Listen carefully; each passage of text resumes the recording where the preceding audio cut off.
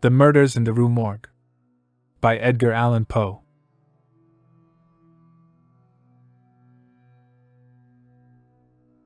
If you are returning to the Classic Masterworks channel, welcome back.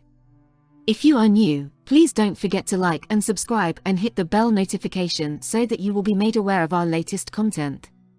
And now, on with the story.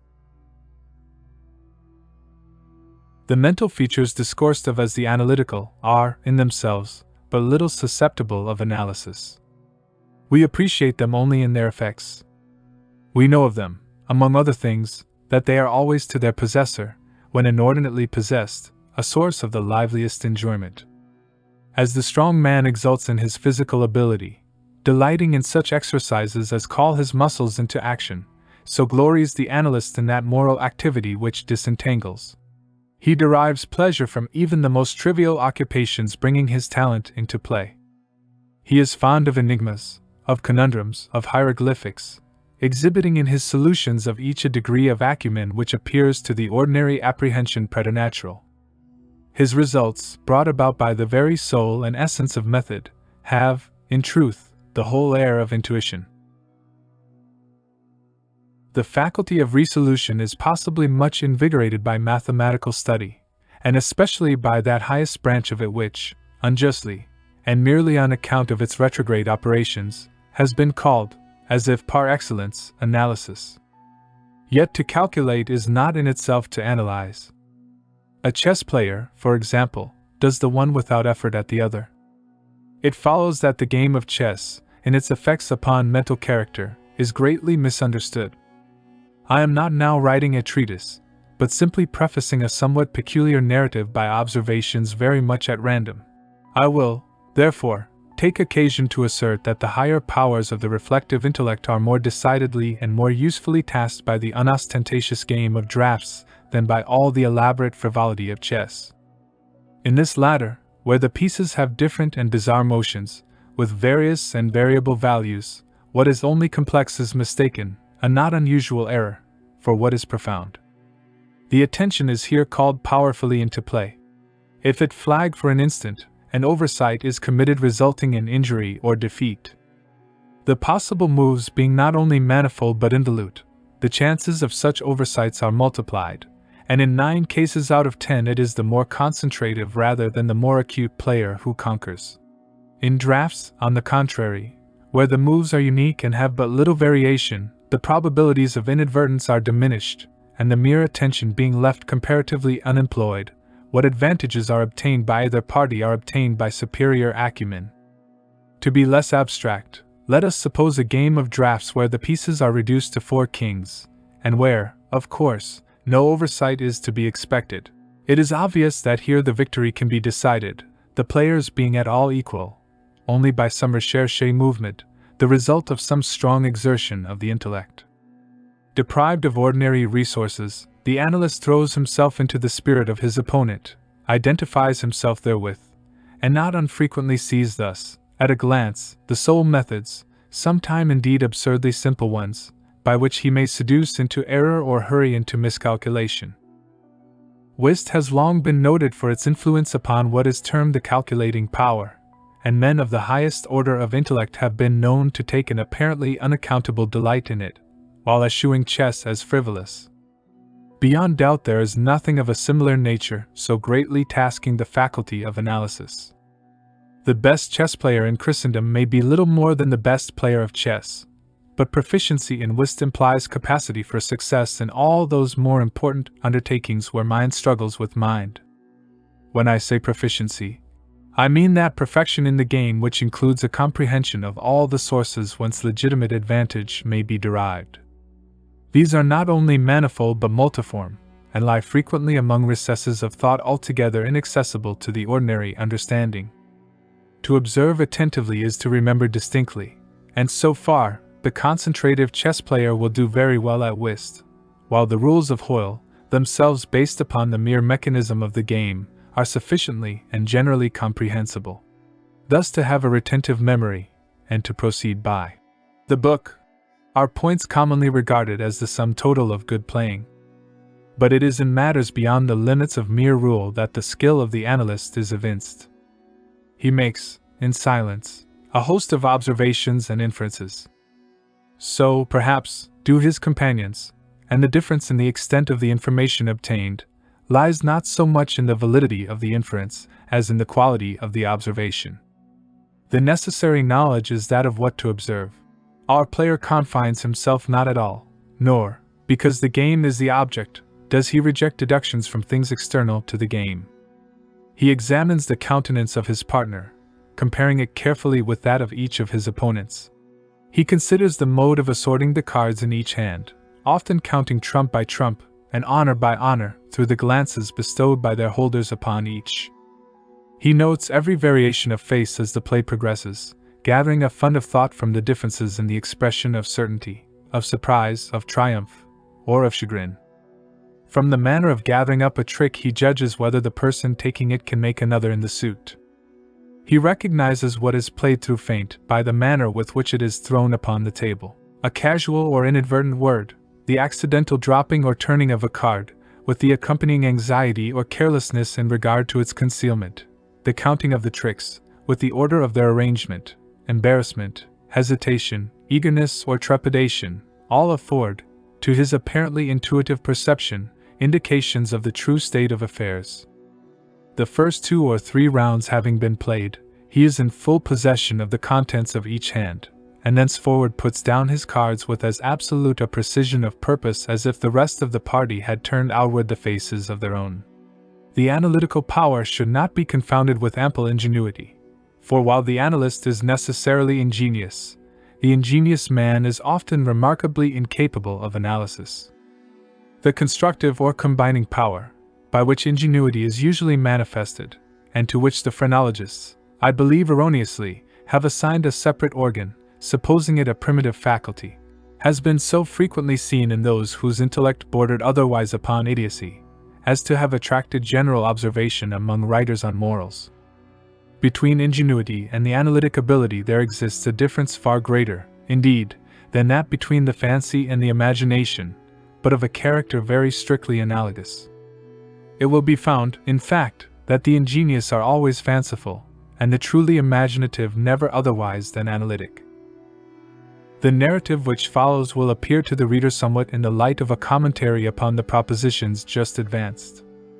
Residing in Paris during the spring and part of the summer of 18, I there became acquainted with a Monsieur C. Auguste Dupin. This young gentleman was of an excellent, indeed of an illustrious family, but by a variety of untoward events, had been reduced to such poverty that the energy of his character succumbed beneath it, and he ceased to bestir himself in the world, or to care for the retrieval of his fortunes. By courtesy of his creditors, there still remained in his possession a small remnant of his patrimony, and upon the income arising from this, he managed, by means of a rigorous economy, to procure the necessaries of life, without troubling himself about its superfluities.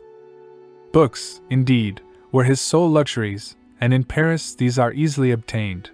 Our first meeting was at an obscure library in the Rue Morgue, where the accident of our both being in search of the same very rare and very remarkable volume brought us into closer communion. We saw each other again and again. I was deeply interested in the little family history which he detailed to me with all that candor which a Frenchman indulges whenever mere self is his theme. I was astonished, too, at the vast extent of his reading, and above all, I felt my soul enkindled within me by the wild fervor and the vivid freshness of his imagination. Seeking in Paris the objects I then sought, I felt that the society of such a man would be to me a treasure beyond price, and this feeling I frankly confided to him.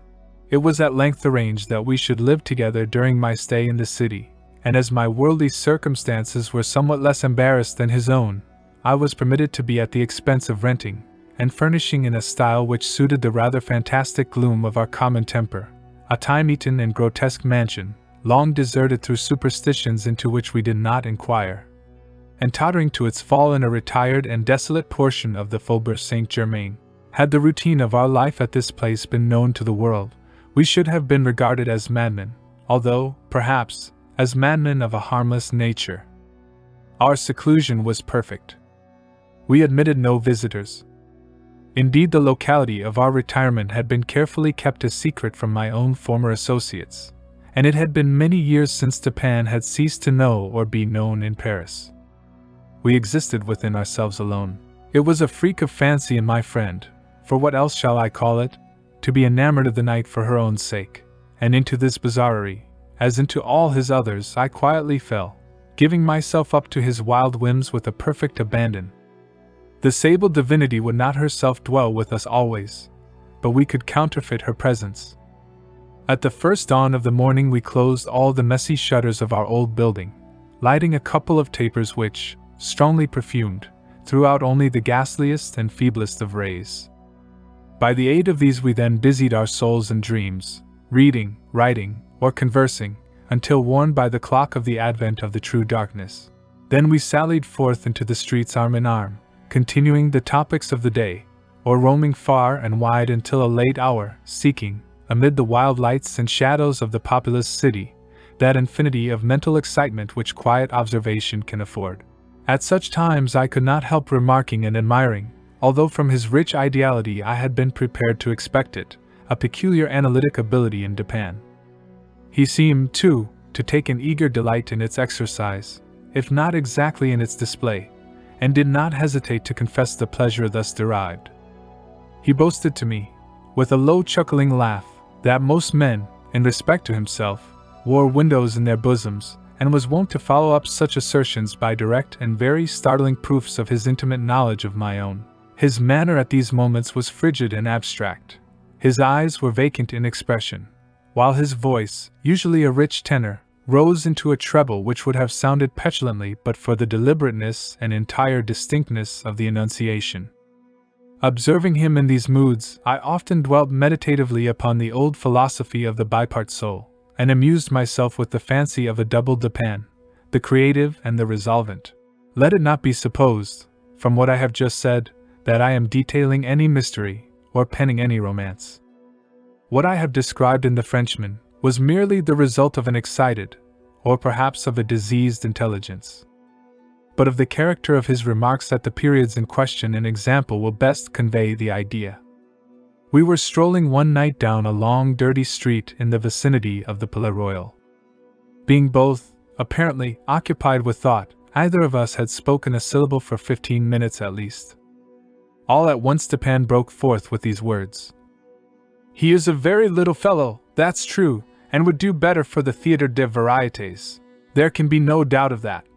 I replied unwittingly, and not at first observing, so much had I been absorbed in reflection, the extraordinary manner in which the speaker had chimed in with my meditations.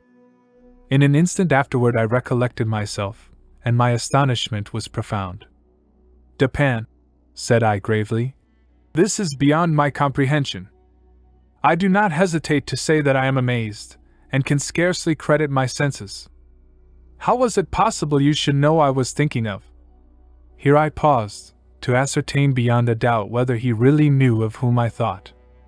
"Of Chantilly," said he. "Why do you pause?" "You were remarking to yourself that his diminutive figure unfitted him for tragedy." This was precisely what had formed the subject of my reflections. Chantilly was a quondam cobbler of the Rue Saint-Denis, who, becoming stage-mad, had attempted the role of Xerxes, in Crebellin's tragedy so called, and been notoriously pasquinated for his pains. "Tell me, for heaven's sake," I exclaimed, "the method, if method there is, by which you have been enabled to fathom my soul in this matter." In fact, I was even more startled than I would have been willing to express. "It was the fruiter," replied my friend, "who brought you to the conclusion that the mender of sauls was not of sufficient height for Xerxes et genus omni." "The fruiter, you astonish me. I know no fruiter whomsoever." "The man who ran up against you as we entered the street. It may have been 15 minutes ago." I now remembered that, in fact, a fruiter carrying upon his head a large basket of apples had nearly thrown me down, by accident, as we passed from the Rue C, into the thoroughfare where we stood. But what this had to do with Chantilly I could not possibly understand. There was not a particle of charlatanerie about Dupin.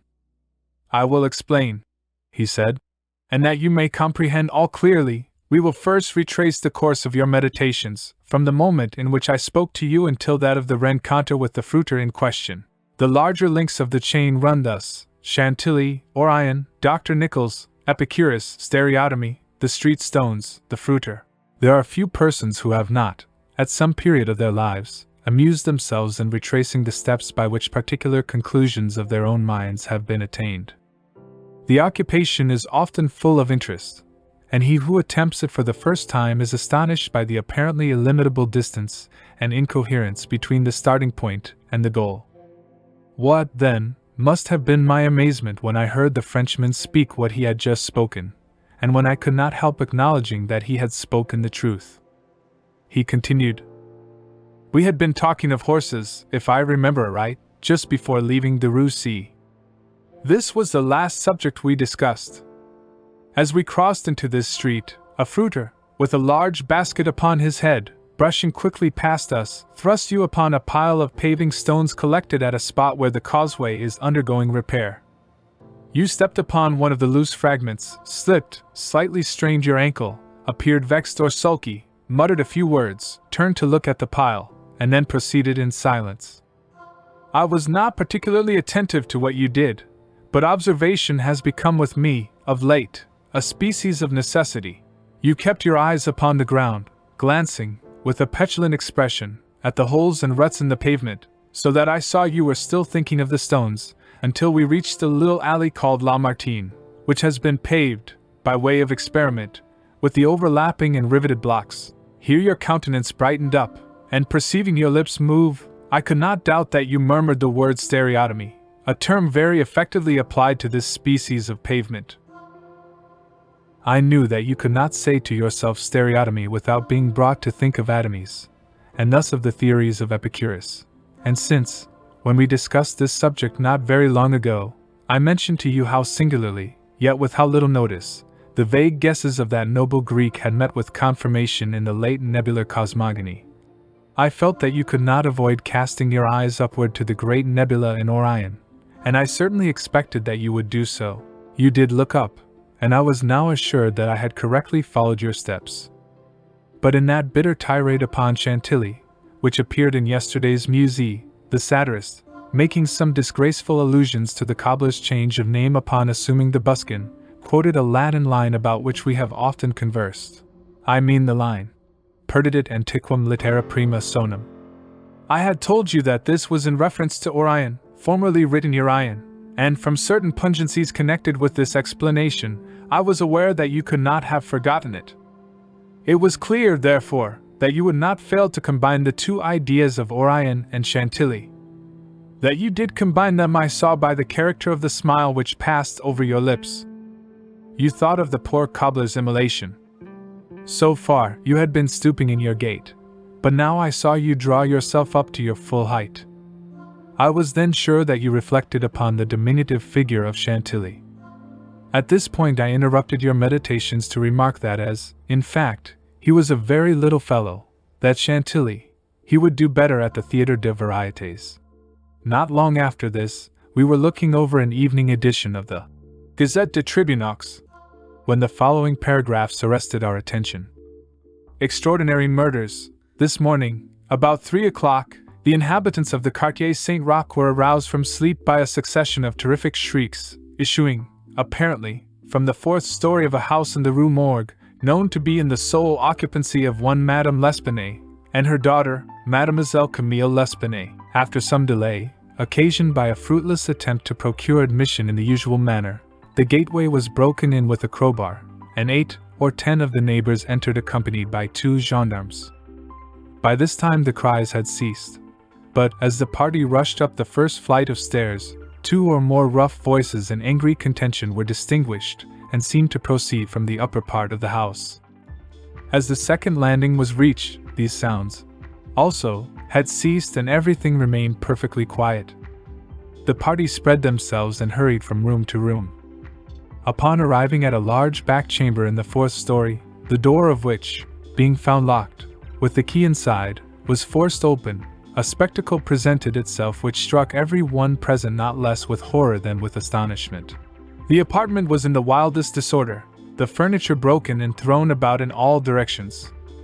There was only one bedstead, and from this the bed had been removed, and thrown into the middle of the floor. On a chair lay a razor besmeared with blood.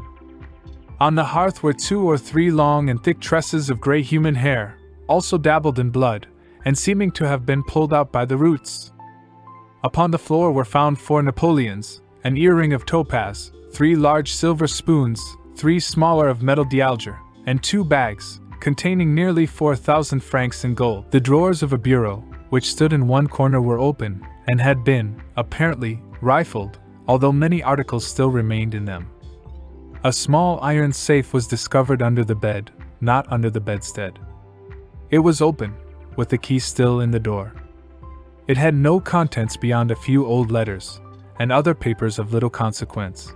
Of Madame L'Espanaye no traces were here seen, but an unusual quantity of soot being observed in the fireplace. A search was made in the chimney, and horrible to relate, the corpse of the daughter, head downward, was dragged therefrom, it having been thus forced up the narrow aperture for a considerable distance. The body was quite warm. Upon examining it, many excoriations were perceived, no doubt occasioned by the violence with which it had been thrust up and disengaged. Upon the face were many severe scratches, and upon the throat, dark bruises, and deep indentations of fingernails, as if the deceased had been throttled to death. After a thorough investigation of every portion of the house, without farther discovery, the party made its way into a small paved yard in the rear of the building, where lay the corpse of the old lady, with her throat so entirely cut that, upon an attempt to raise her, the head fell off. The body, as well as the head, was fearfully mutilated, the former so much so as scarcely to retain any semblance of humanity. To this horrible mystery there is not as yet, we believe, the slightest clue. The next day's paper had these additional particulars. The tragedy in the Rue Morgue. Many individuals have been examined in relation to this most extraordinary and frightful affair. The word affair has not yet, in France, that levity of import which it conveys with us. But nothing whatever has transpired to throw light upon it. We give below all the material testimony elicited. Pauline Dubourg, laundress, deposes that she has known both the deceased for 3 years, having washed for them during that period. The old lady and her daughter seemed on good terms, very affectionate towards each other. They were excellent pay. Could not speak in regard to their mode or means of living. Believed that Madame L. told fortunes for a living. Was reputed to have money put by. Never met any persons in the house when she called for the clothes or took them home. Was sure that they had no servant in employ. There appeared to be no furniture in any part of the building except in the 4th story. Pierre Moreau, tobacconist, deposes that he has been in the habit of selling small quantities of tobacco and snuff to Madame L'Espanaye for nearly 4 years. Was born in the neighborhood, and has always resided there. The deceased and her daughter had occupied the house in which the corpses were found, for more than 6 years. It was formerly occupied by a jeweler, who underlet the upper rooms to various persons. The house was the property of Madame L. She became dissatisfied with the abuse of the premises by her tenant, and moved into them herself, refusing to let any portion. The old lady was childish. Witness had seen the daughter some 5 or 6 times during the 6 years. The two lived an exceedingly retired life, were reputed to have money. Had heard it said among the neighbors that Madame L. told fortunes, did not believe it. Had never seen any person enter the door except the old lady and her daughter, a porter once or twice, and a physician some 8 or 10 times. Many other persons, neighbors, gave evidence to the same effect. No one was spoken of as frequenting the house. It was not known whether there were any living connections of Madame L.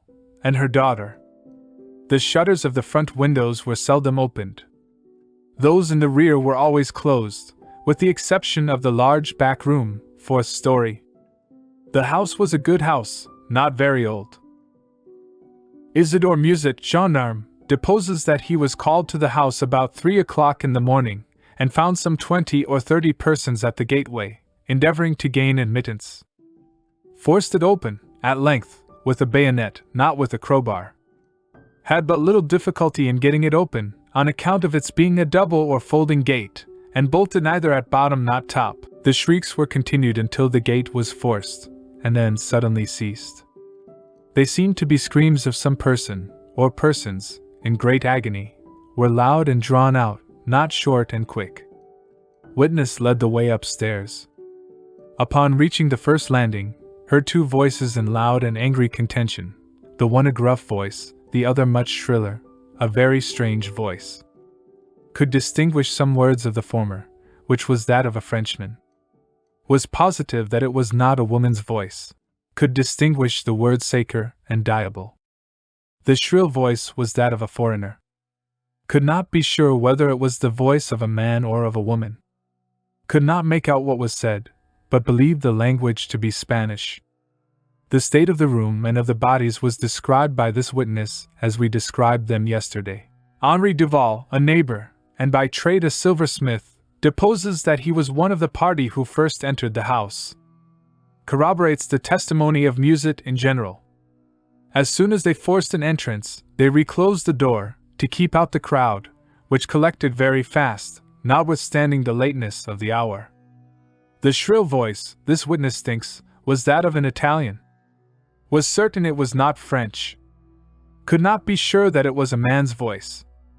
It might have been a woman's. Was not acquainted with the Italian language.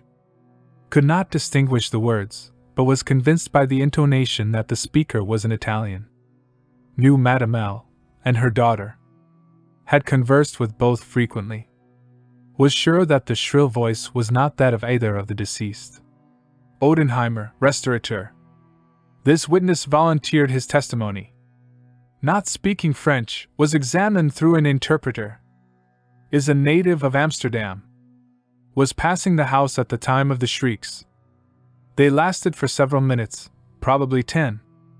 They were long and loud, very awful and distressing. Was one of those who entered the building. Corroborated the previous evidence in every respect but one. Was sure that the shrill voice was that of a man, of a Frenchman. Could not distinguish the words uttered. They were loud and quick, unequal, spoken apparently in fear as well as in anger. The voice was harsh, not so much shrill as harsh. Could not call it a shrill voice. The gruff voice said repeatedly sacre, diable, and once mon Dieu. Jules Mignaud, banker, of the firm of Mignaud et Fils, Rue de Lorraine. Is the elder Mignaud. Madame L'Espanaye had some property. Had opened an account with his banking house in the spring of the year, 8 years previously. Made frequent deposits in small sums. Had checked for nothing until the 3rd day before her death, when she took out in person the sum of 4,000 francs. This sum was paid in gold, and a clerk went home with the money. Adolphe Lebon, clerk to Mignaud et Fils, deposes that on the day in question, about noon, he accompanied Madame L'Espanaye to her residence with the 4,000 francs, put up in 2 bags. Upon the door being opened, Mademoiselle L. appeared and took from his hands one of the bags, while the old lady relieved him of the other. He then bowed and departed. Did not see any person in the street at the time. It is a by-street, very lonely. William Bird Taylor deposes that he was one of the party who entered the house. Is an Englishman. Has lived in Paris 2 years. Was one of the first to ascend the stairs. Heard the voices in contention. The gruff voice was that of a Frenchman. Could make out several words, but cannot now remember all. Heard distinctly sacre and mon Dieu. There was a sound at the moment as if of several persons struggling, a scraping and scuffling sound. The shrill voice was very loud, louder than the gruff one. Is sure that it was not the voice of an Englishman. Appeared to be that of a German. Might have been a woman's voice. Does not understand German. 4 of the above-named witnesses, being recalled, deposed that the door of the chamber in which was found the body of Mademoiselle L. was locked on the inside when the party reached it. Everything was perfectly silent, no groans or noises of any kind. Upon forcing the door, no person was seen. The windows, both of the back and front room, were down and firmly fastened from within. A door between the 2 rooms was closed, but not locked. The door leading from the front room into the passage was locked, with the key on the inside. A small room in the front of the house, on the fourth story, at the head of the passage was open, the door being ajar. This room was crowded with old beds, boxes, and so forth. These were carefully removed and searched. There was not an inch of any portion of the house which was not carefully searched. Sweeps were sent up and down the chimneys. The house was a 4-story one, with garrets, mansards. A trapdoor on the roof was nailed down very securely, did not appear to have been opened for years. The time elapsing between the hearing of the voices in contention and the breaking open of the room door was variously stated by the witnesses. Some made it as short as 3 minutes, some as long as 5. The door was opened with difficulty. Alfonso Garcio, undertaker, deposes that he resides in the Rue Morgue. Is a native of Spain. Was one of the party who entered the house. Did not proceed upstairs. Is nervous, and was apprehensive of the consequences of agitation. Heard the voices in contention. The gruff voice was that of a Frenchman. Could not distinguish what was said. The shrill voice was that of an Englishman, is sure of this. Does not understand the English language, but judges by the intonation. Alberto Montani, confectioner, deposes that he was among the first to ascend the stairs. Heard the voices in question. The gruff voice was that of a Frenchman. Distinguished several words. The speaker appeared to be expostulating. Could not make out the words of the shrill voice. Spoke quick and unevenly. Thinks it the voice of a Russian. Corroborates the general testimony. Is an Italian. Never conversed with a native of Russia. Several witnesses, recalled, here testified that the chimneys of all the rooms on the 4th story were too narrow to admit the passage of a human being. By sweeps were meant cylindrical sweeping brushes, such as are employed by those who clean chimneys. These brushes were passed up and down every flue in the house. There is no back passage by which any one could have descended while the party proceeded upstairs. The body of Mademoiselle L'Espanaye was so firmly wedged in the chimney that it could not be got down until 4 or 5 of the party united their strength. Paul Dumas, physician, deposes that he was called to view the bodies about daybreak. They were both then lying on the sacking of the bedstead in the chamber where Mademoiselle L. was found. The corpse of the young lady was much bruised and excoriated. The fact that it had been thrust up the chimney would sufficiently account for these appearances. The throat was greatly chafed. There were several deep scratches just below the chin, together with a series of livid spots which were evidently the impression of fingers. The face was fearfully discolored, and the eyeballs protruded. The tongue had been partially bitten through. A large bruise was discovered upon the pit of the stomach, produced, apparently, by the pressure of a knee. In the opinion of M. Dumas, Mademoiselle L'Espanaye had been throttled to death by some person or persons unknown.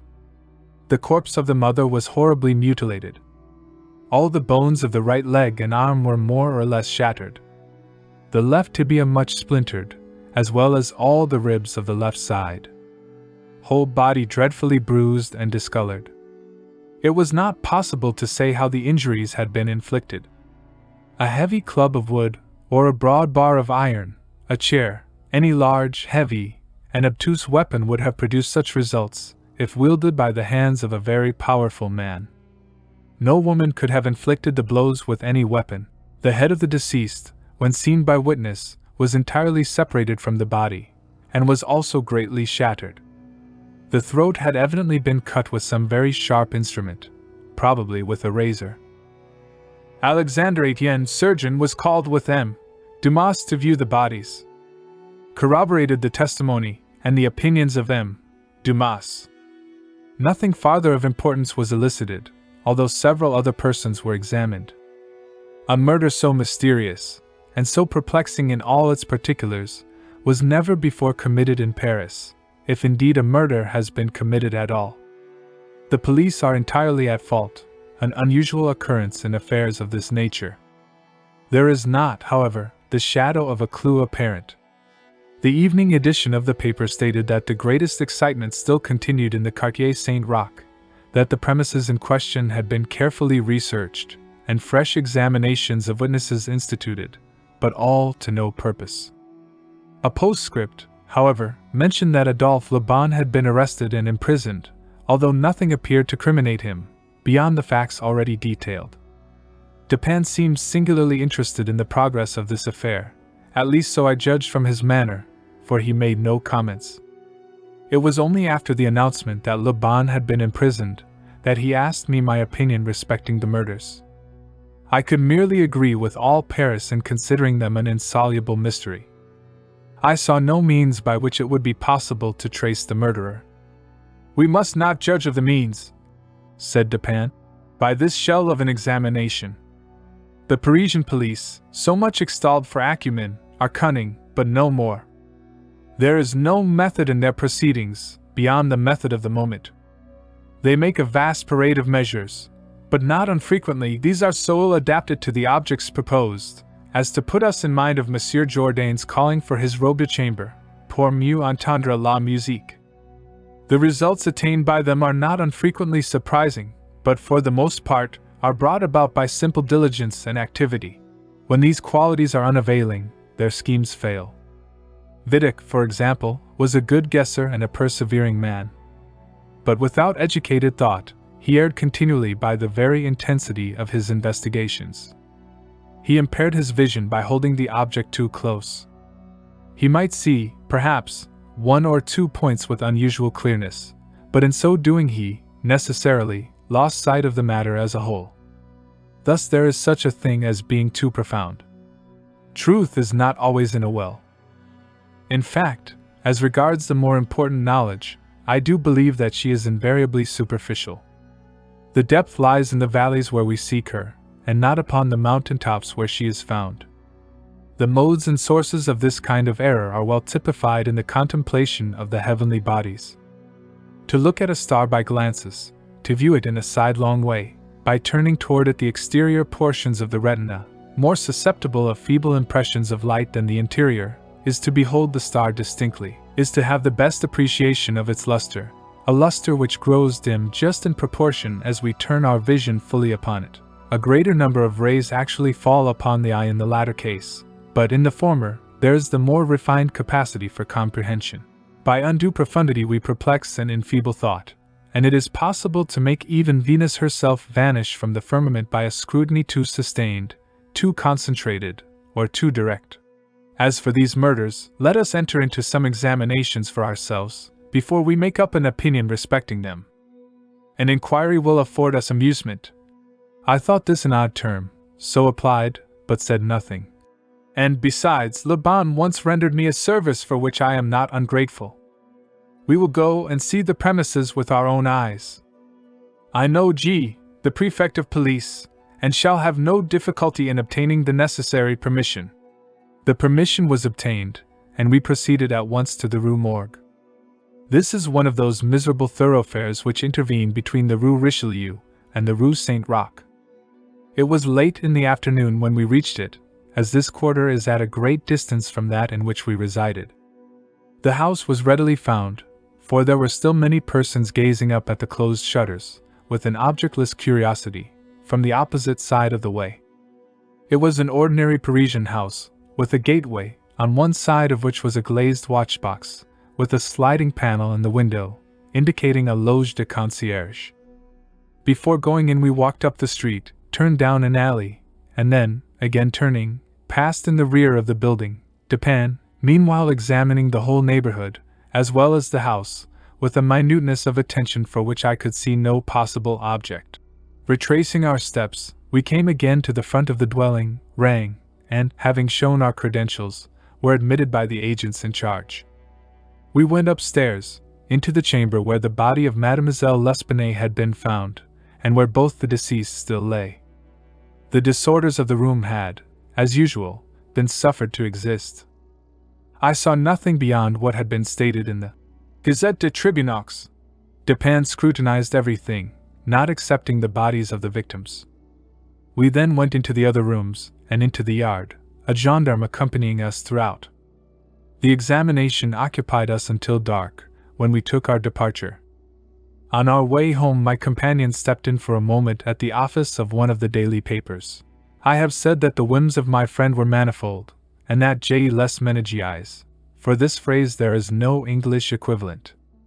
It was his humor, now, to decline all conversation on the subject of the murder, until about noon the next day.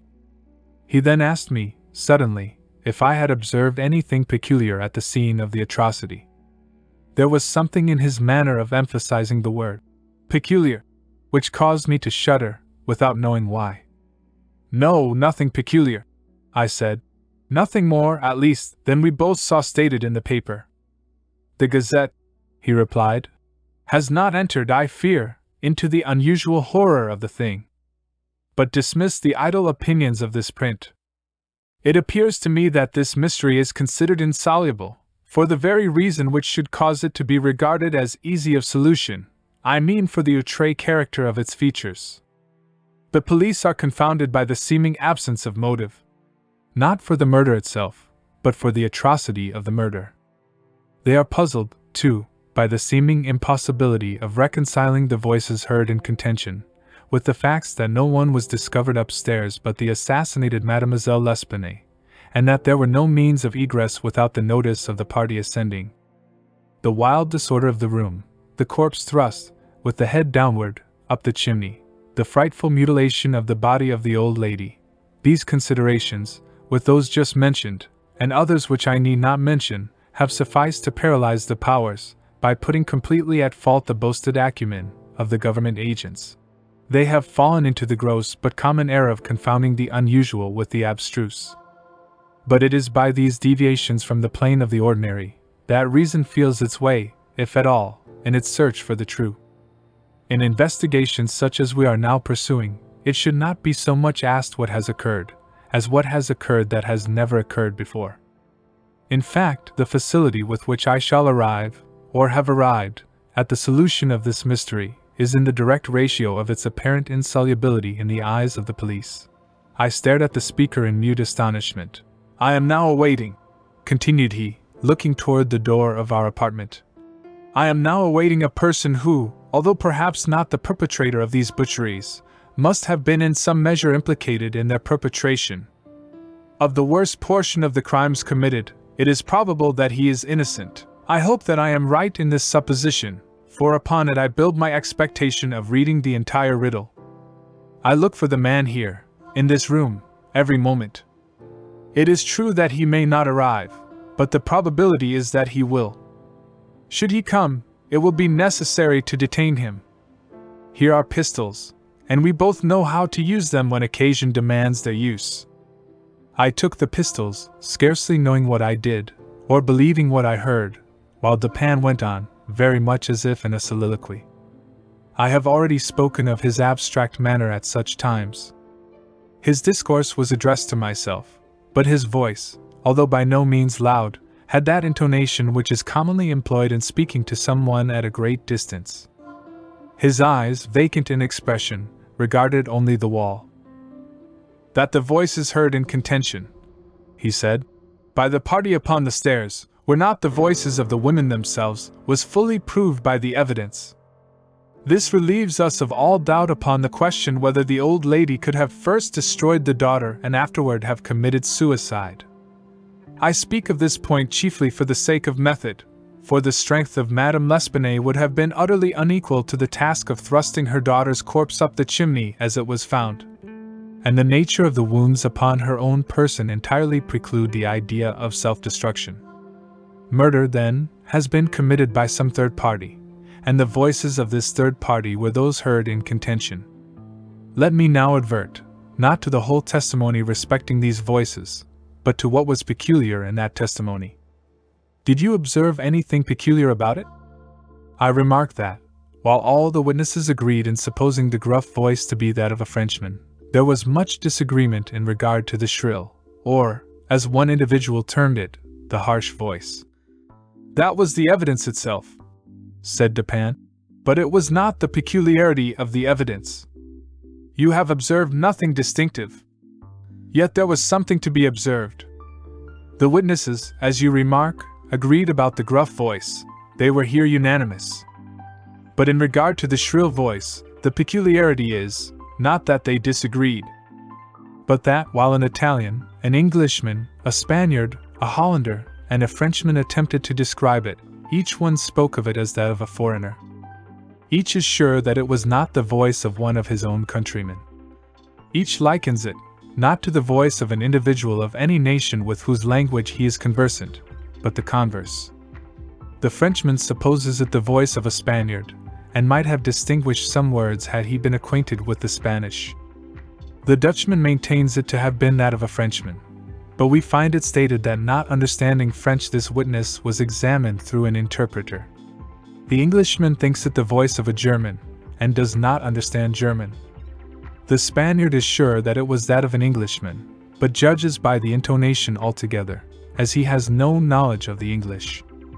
The Italian believes it the voice of a Russian, but has never conversed with a native of Russia.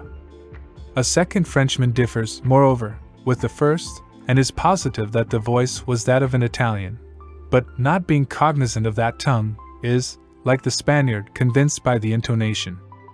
Now, how strangely unusual must that voice have really been, about which such testimony as this could have been elicited, in whose tones even denizens of the 5 great divisions of Europe could recognize nothing familiar. You will say that it might have been the voice of an Asiatic, of an African. Neither Asiatics nor Africans abound in Paris. But without denying the inference, I will now merely call your attention to 3 points. The voice is termed by one witness harsh rather than shrill. It is represented by 2 others to have been quick and unequal. No words, no sounds resembling words, were by any witness mentioned as distinguishable. I know not, continued Dupin, what impression I may have made, so far, upon your own understanding, but I do not hesitate to say that legitimate deductions even from this portion of the testimony, the portion respecting the gruff and shrill voices, are in themselves sufficient to engender a suspicion which should give direction to all farther progress in the investigation of the mystery. I said legitimate deductions, but my meaning is not thus fully expressed. I design to imply that the deductions are the sole proper ones, and that the suspicion arises inevitably from them as the single result. What the suspicion is, however, I will not say just yet. I merely wish you to bear in mind that, with myself, it was sufficiently forcible to give a definite form, a certain tendency, to my inquiries in the chamber. Let us now transport ourselves, in fancy, to this chamber. What shall we first seek here? The means of egress employed by the murderers. It is not too much to say that neither of us believe in preternatural events. Madame and Mademoiselle L'Espanaye were not destroyed by spirits. The doers of the deed were material, and escaped materially. Then how? Fortunately, there is but one mode of reasoning upon the point, and that mode must lead us to a definite decision. Let us examine, each by each, the possible means of egress. It is clear that the assassins were in the room where Mademoiselle L'Espanaye was found, or at least in the room adjoining, when the party ascended the stairs. It is then only from these 2 apartments that we have to seek issues. The police have laid bare the floors, the ceilings, and the masonry of the walls, in every direction. No secret issues could have escaped their vigilance. But not trusting to their eyes, I examined with my own. There were, then, no secret issues. Both doors leading from the rooms into the passage were securely locked, with the keys inside. Let us turn to the chimneys. These, although of ordinary width for some 8 or 10 feet above the hearths, will not admit, throughout their extent, the body of a large cat. The impossibility of egress, by means already stated, being thus absolute, we are reduced to the windows. Through those of the front room no one could have escaped without notice from the crowd in the street. The murderers must have passed, then, through those of the back room. Now, brought to this conclusion in so unequivocal a manner as we are, it is not our part, as reasoners, to reject it on account of apparent impossibilities. It is only left for us to prove that these apparent impossibilities are, in reality, not such.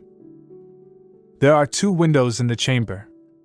One of them is unobstructed by furniture, and is wholly visible.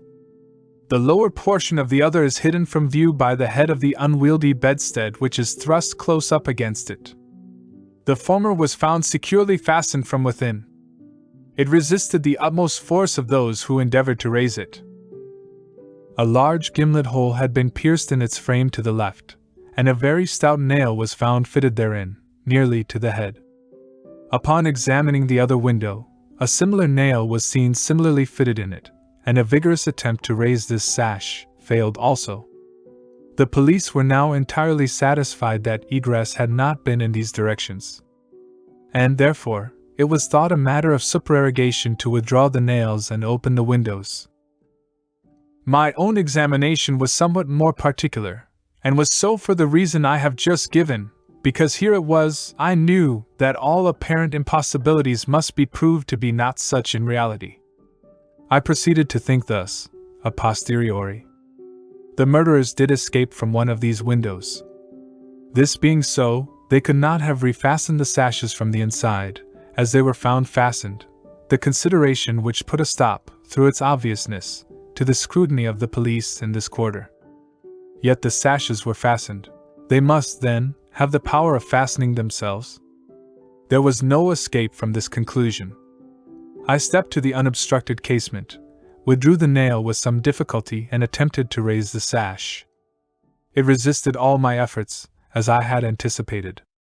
A concealed spring must, I now know, exist, and this corroboration of my idea convinced me that my premises, at least, were correct, however mysterious still appeared the circumstances attending the nails. A careful search soon brought to light the hidden spring.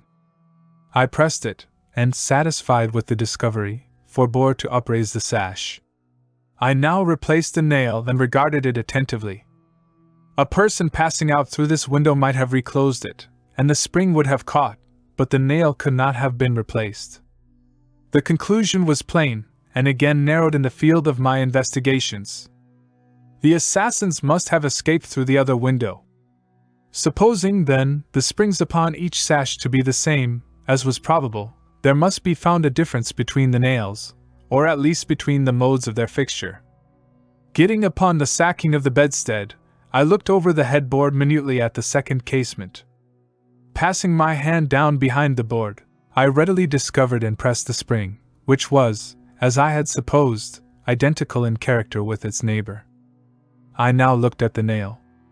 It was as stout as the other, and apparently fitted in the same manner, driven in nearly up to the head. You will say that I was puzzled, but if you think so, you must have misunderstood the nature of the inductions. To use a sporting phrase, I had not been once at fault. The scent had never for an instant been lost. There was no flaw in any link of the chain. I had traced the secret to its ultimate result, and that result was the nail. It had, I say, in every respect, the appearance of its fellow in the other window, but this fact was an absolute nullity, conclusive as it might seem to be, when compared with the consideration that here, at this point, terminated the clue. There must be something wrong, I said, about the nail. I touched it, and the head, with about 1/4 of an inch of the shank, came off in my fingers. The rest of the shank was in the gimlet hole where it had been broken off. The fracture was an old one, for its edges were encrusted with rust, and had apparently been accomplished by the blow of a hammer, which had partially embedded, in the top of the bottom sash, the head portion of the nail. I now carefully replaced this head portion in the indentation whence I had taken it, and the resemblance to a perfect nail was complete. The fissure was invisible. Pressing the spring, I gently raised the sash for a few inches. The head went up with it, remaining firm in its bed. I closed the window, and the semblance of the whole nail was again perfect. The riddle, so far, was now unriddled. The assassin had escaped through the window which looked upon the bed. Dropping of its own accord upon his exit, or perhaps purposely closed, it had become fastened by the spring, and it was the retention of this spring which had been mistaken by the police for that of the nail, farther inquiry being thus considered unnecessary. The next question is that of the mode of descent. Upon this point I had been satisfied in my walk with you around the building. About 5 feet and a half from the casement in question there runs a lightning rod. From this rod it would have been impossible for anyone to reach the window itself, to say nothing of entering it. I observed, however, that the shutters of the fourth story were of the peculiar kind called by Parisian carpenters ferrades, a kind rarely employed at the present day, but frequently seen upon very old mansions at Lyons and Bordeaux. They are in the form of an ordinary door, a single, not a folding door, except that the lower half is latticed or worked in open trellis, thus affording an excellent hold for the hands. In the present instance these shutters are fully 3 feet and a half broad. When we saw them from the rear of the house, they were both about half open, that is to say, they stood off at right angles from the wall.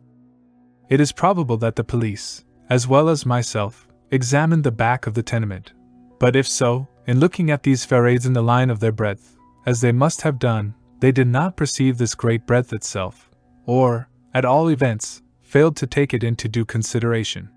In fact, having once satisfied themselves that no egress could have been made in this quarter, they would naturally bestow here a very cursory examination. It was clear to me, however, that the shutter belonging to the window at the head of the bed would, if swung fully back to the wall, reach to within 2 feet of the lightning rod. It was also evident that, by exertion of a very unusual degree of activity and courage, an entrance into the window, from the rod, might have been thus effected. By reaching to the distance of 2 feet and a half, we now suppose the shutter open to its whole extent, a robber might have taken a firm grasp upon the trellis work. Letting go, then, his hold upon the rod, placing his feet securely against the wall, and springing boldly from it, he might have swung the shutter so as to close it, and if we imagine the window open at the time, might even have swung himself into the room. I wish you to bear especially in mind that I have spoken of a very unusual degree of activity as requisite to success in so hazardous and so difficult a feat. It is my design to show you, first, that the thing might possibly have been accomplished, but secondly and chiefly, I wish to impress upon your understanding the very extraordinary, the almost preternatural character of that agility which could have accomplished it. You will say, no doubt, using the language of the law, that to make out my case, I should rather undervalue than insist upon a full estimation of the activity required in this matter. This may be the practice in law, but it is not the usage of reason. My ultimate object is only the truth. My immediate purpose is to lead you to place in juxtaposition that very unusual activity of which I have just spoken with that very peculiar shrill, or harsh, and unequal voice, about whose nationality no two persons could be found to agree, and in whose utterance no syllabification could be detected. At these words a vague and half-formed conception of the meaning of Dupin flitted over my mind. I seemed to be upon the verge of comprehension without power to comprehend, as men, at times, find themselves upon the brink of remembrance without being able, in the end, to remember. My friend went on with his discourse. You will see, he said, that I have shifted the question from the mode of egress to that of ingress. It was my design to convey the idea that both were effected in the same manner, at the same point. Let us now revert to the interior of the room. Let us survey the appearances here.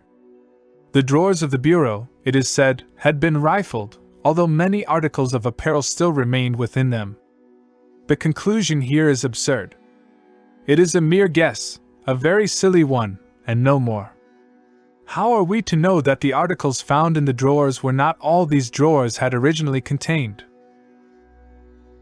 Madame L'Espanaye and her daughter lived an exceedingly retired life, saw no company, seldom went out, had little use for numerous changes of habiliment.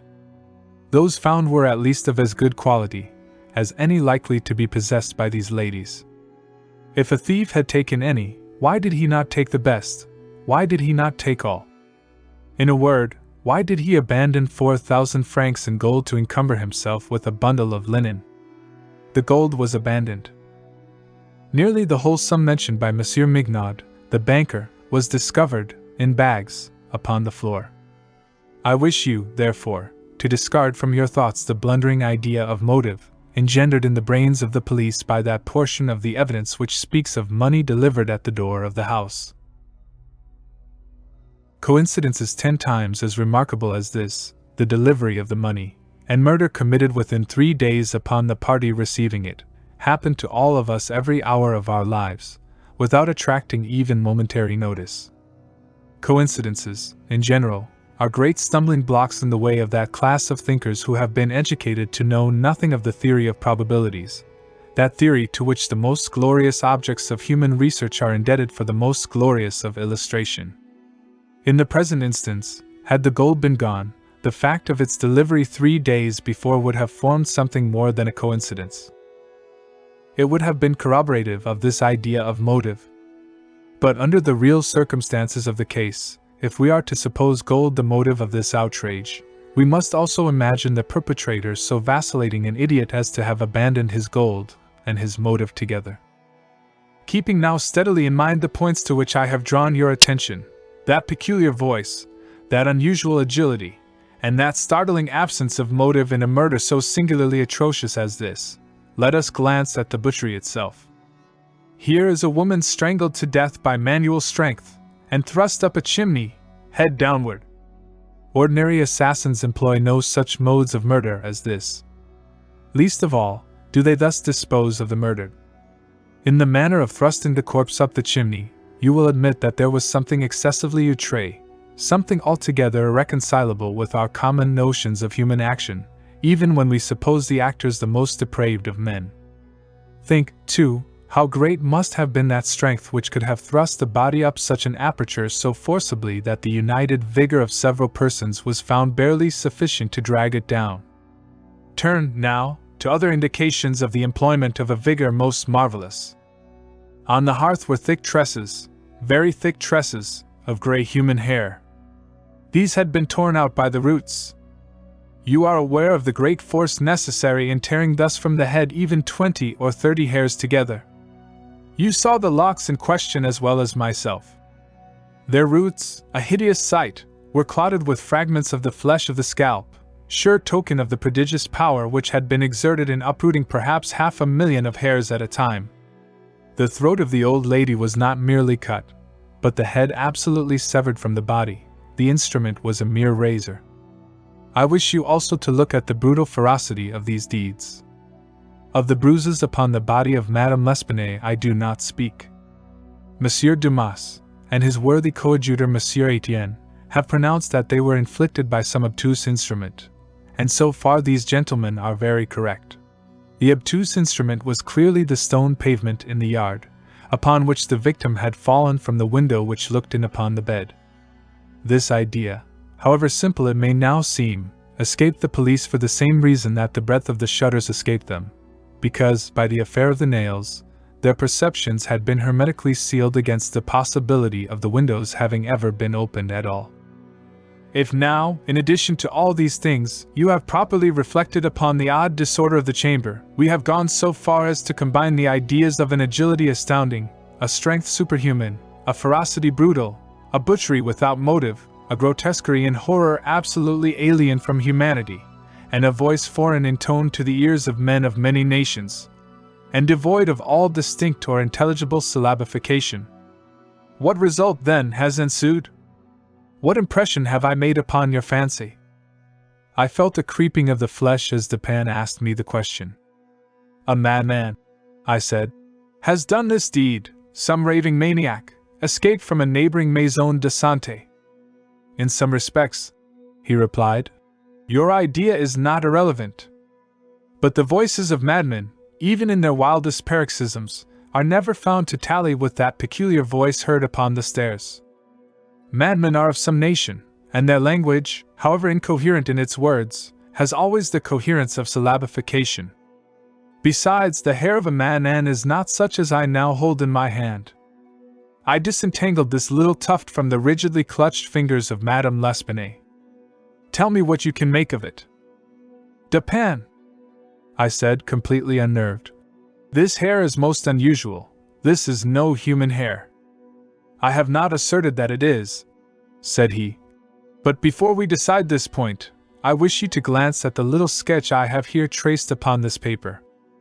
It is a facsimile drawing of what has been described in one portion of the testimony as dark bruises, and deep indentations of fingernails, upon the throat of Mademoiselle L'Espanaye, and in another, by Messrs. Dumas and Etienne, as a series of livid spots, evidently the impression of fingers. You will perceive, continued my friend, spreading out the paper upon the table before us, that this drawing gives the idea of a firm and fixed hold. There is no slipping apparent. Each finger has retained, possibly until the death of the victim, the fearful grasp by which it originally embedded itself. Attempt, now, to place all your fingers, at the same time, in the respective impressions as you see them. I made the attempt in vain. We are possibly not giving this matter a fair trial, he said.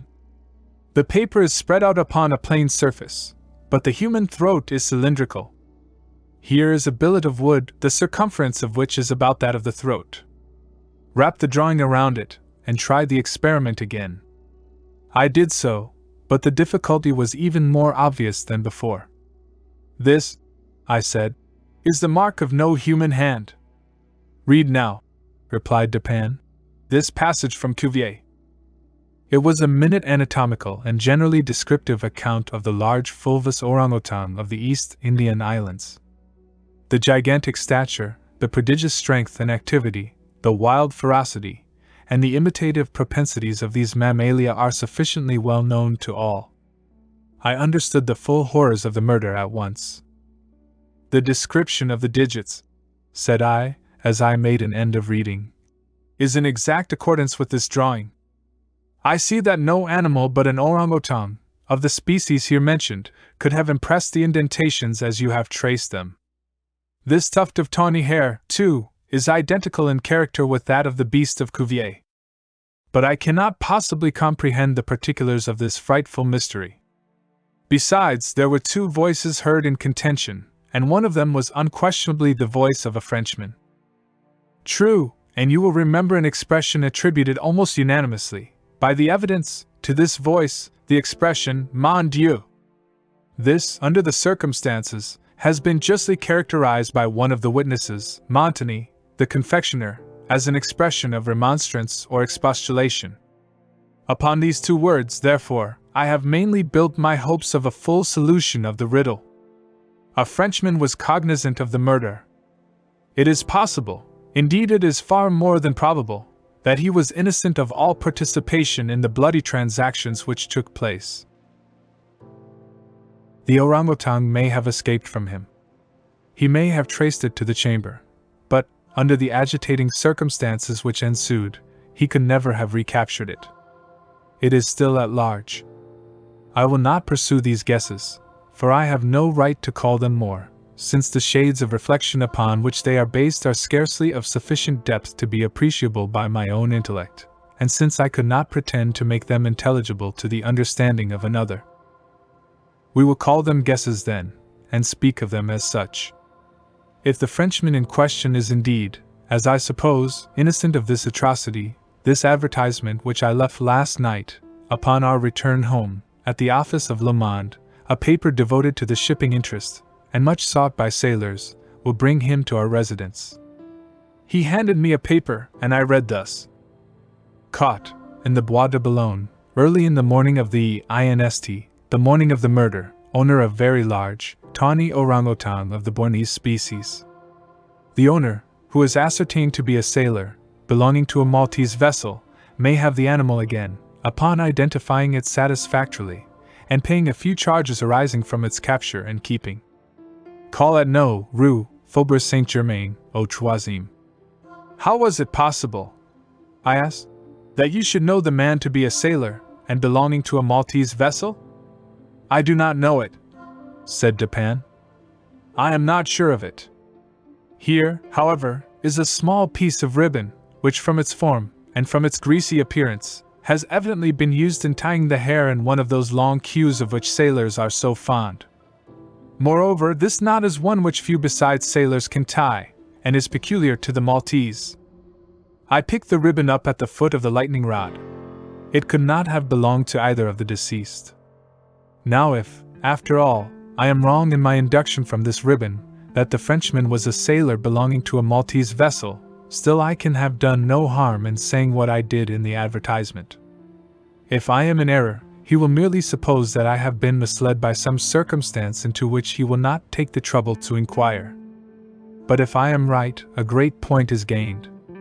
Cognizant although innocent of the murder, the Frenchman will naturally hesitate about replying to the advertisement, about demanding the orangutan. He will reason thus: I am innocent, I am poor, my orangutan is of great value, to one in my circumstances a fortune of itself. Why should I lose it through idle apprehensions of danger? Here it is, within my grasp. It was found in the Bois de Boulogne, at a vast distance from the scene of that butchery. How can it ever be suspected that a brute beast should have done the deed? The police are at fault. They have failed to procure the slightest clue. Should they even trace the animal, it would be impossible to prove me cognizant of the murder, or to implicate me in guilt on account of that cognizance. Above all, I am known. The advertiser designates me as the possessor of the beast. I am not sure to what limit his knowledge may extend. Should I avoid claiming a property of so great value, which it is known that I possess, I will render the animal, at least, liable to suspicion. It is not my policy to attract attention either to myself or to the beast. I will answer the advertisement, get the orangutan, and keep it close until this matter has blown over.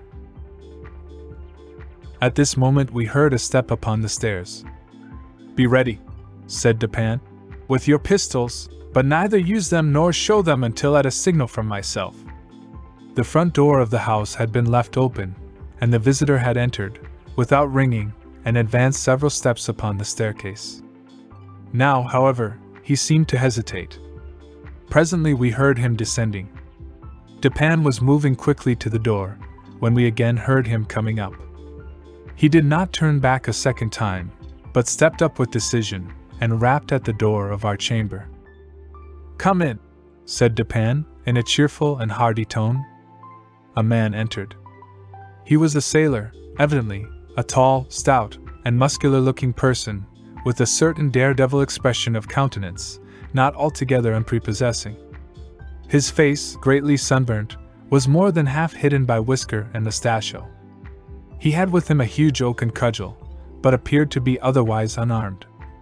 He bowed awkwardly, and bade us good evening, in French accents, which, although somewhat Neufchatelish, were still sufficiently indicative of a Parisian origin.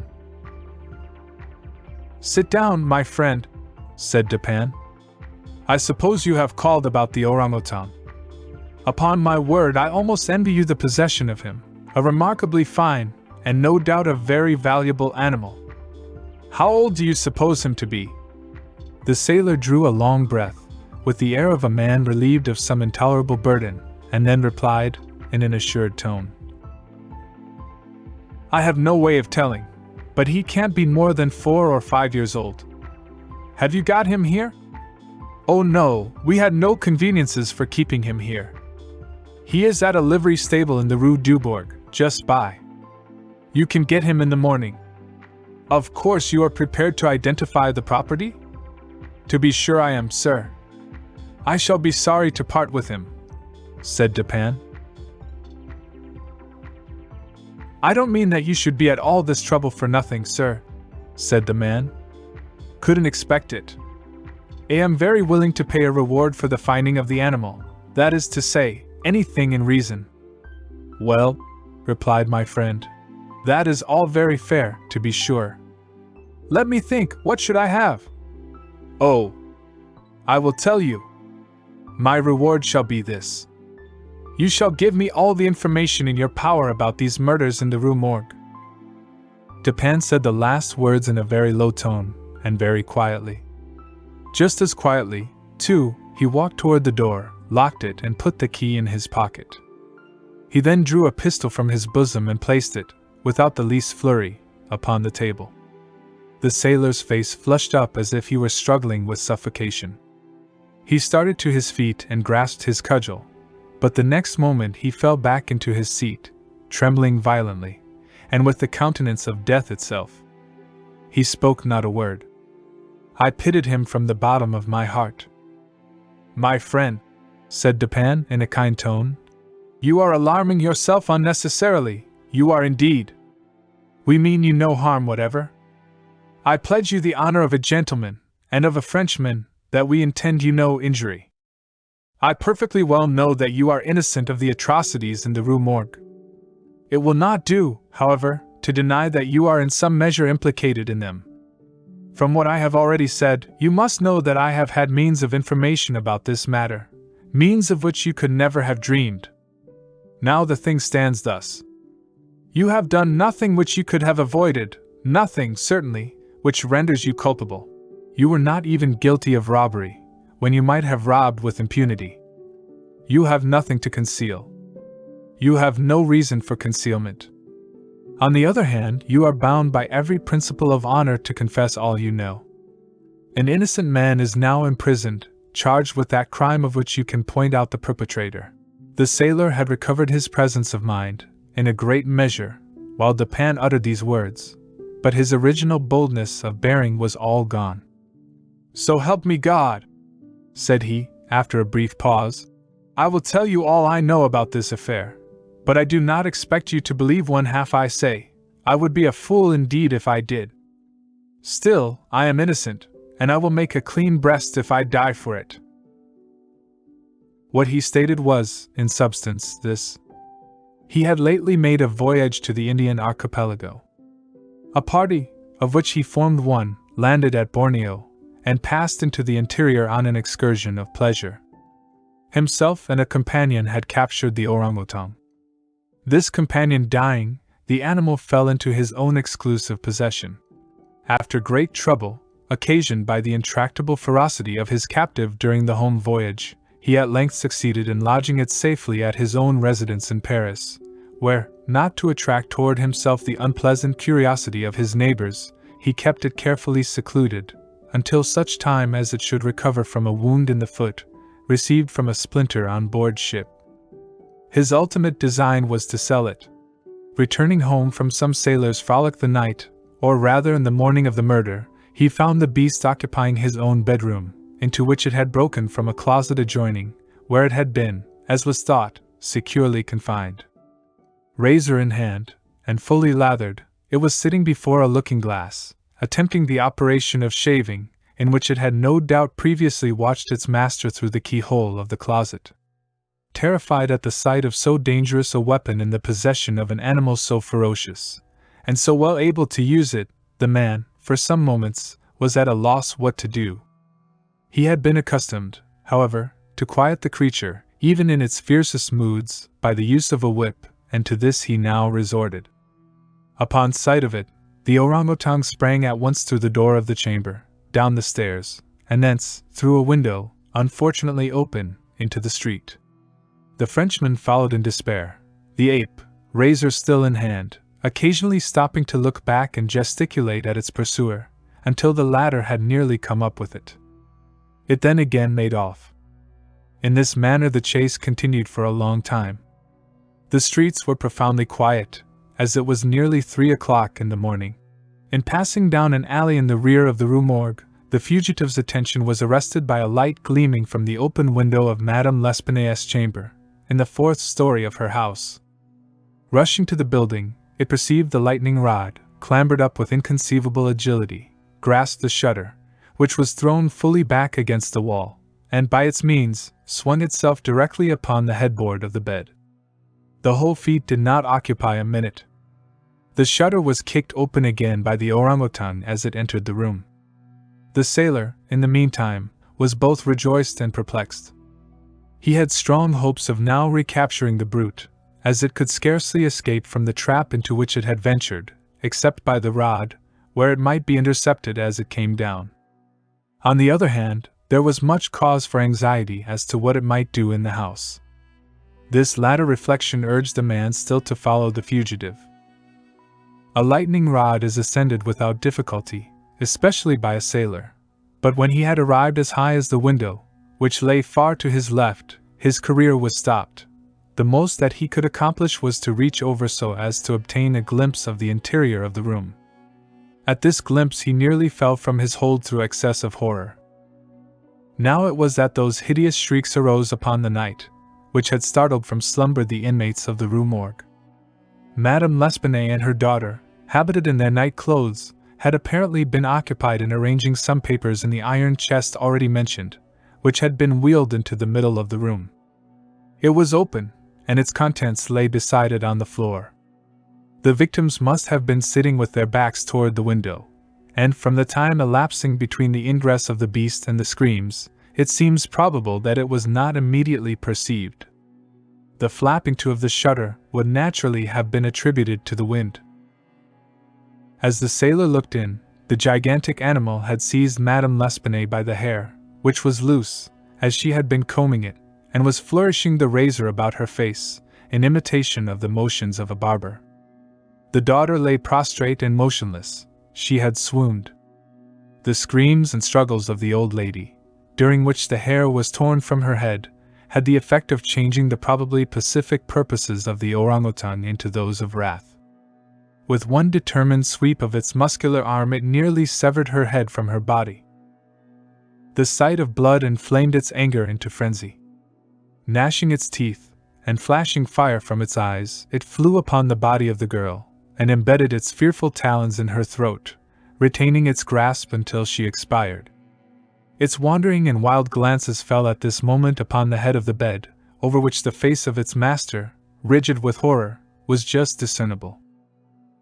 The fury of the beast, who no doubt bore still in mind the dreaded whip, was instantly converted into fear. Conscious of having deserved punishment, it seemed desirous of concealing its bloody deeds, and skipped about the chamber in an agony of nervous agitation, throwing down and breaking the furniture as it moved, and dragging the bed from the bedstead. In conclusion, it seized first the corpse of the daughter, and thrust it up the chimney, as it was found, then that of the old lady, which it immediately hurled through the window headlong. As the ape approached the casement with its mutilated burden, the sailor shrank aghast to the rod, and rather gliding than clambering down it, hurried at once home, dreading the consequences of the butchery, and gladly abandoning, in his terror, all solicitude about the fate of the orangutan. The words heard by the party upon the staircase were the Frenchman's exclamations of horror and affright, commingled with the fiendish jabberings of the brute. I have scarcely anything to add. The orangutan must have escaped from the chamber, by the rod, just before the breaking of the door. It must have closed the window as it passed through it. It was subsequently caught by the owner himself, who obtained for it a very large sum at the Jardin des Plantes. Le Don was instantly released, upon our narration of the circumstances, with some comments from Dupin, at the bureau of the prefect of police. This functionary, however well disposed to my friend, could not altogether conceal his chagrin at the turn which affairs had taken, and was fain to indulge in a sarcasm or two, about the propriety of every person minding his own business. "Let him talk," said Dupin, who had not thought it necessary to reply. "Let him discourse. It will ease his conscience. I am satisfied with having defeated him in his own castle. Nevertheless, that he failed in the solution of this mystery is by no means that matter for wonder which he supposes it, for, in truth, our friend the prefect is somewhat too cunning to be profound. In his wisdom is no stamen. It is all head and no body, like the pictures of the goddess Laverna, or, at best, all head and shoulders, like a codfish. But he is a good creature after all. I like him especially for one master stroke of cant, by which he has attained his reputation for ingenuity. I mean the way he has denier ce que est, et d'expliquer ce que n'est pas. Thank you for watching. We hope you have enjoyed this classic work by Edgar Allan Poe, and will join us again. If you are returning to the Classic Masterworks channel, welcome back. If you are new, please don't forget to like and subscribe and hit the bell notification so that you will be made aware of our latest content.